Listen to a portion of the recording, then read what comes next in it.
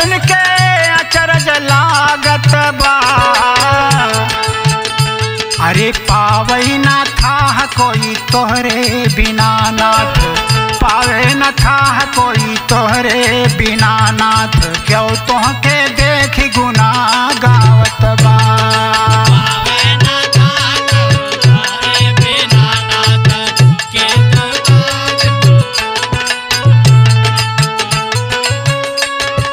पावे न था कोई तोहरे बिना नाथ, क्यों तोहका देखी गुना गावत बा।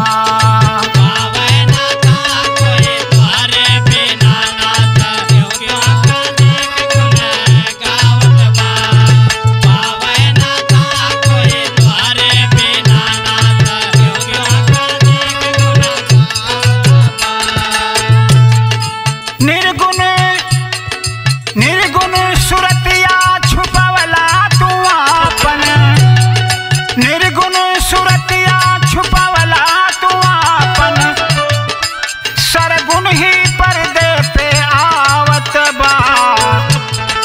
भेदी बिना भटकत बा सारी दुनिया, भेदी बिना भटकत बा सारी दुनिया, विषयी बयरिया भरमावत बा।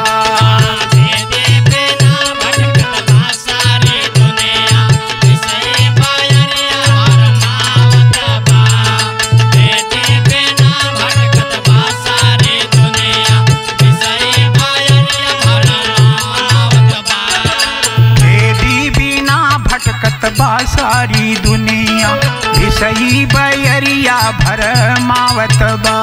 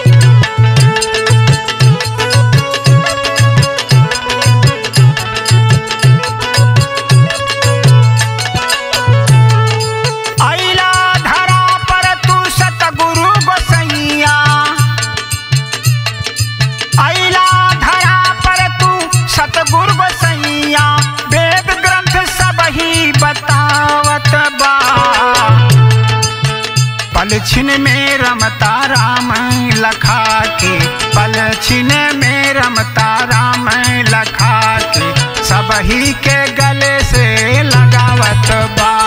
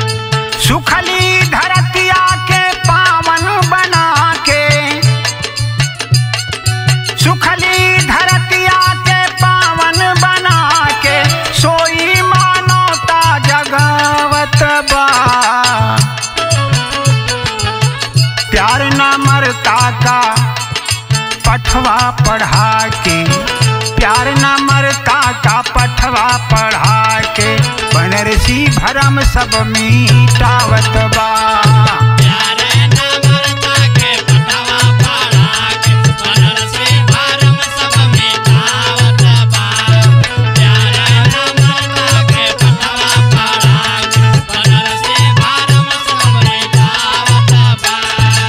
ऐसा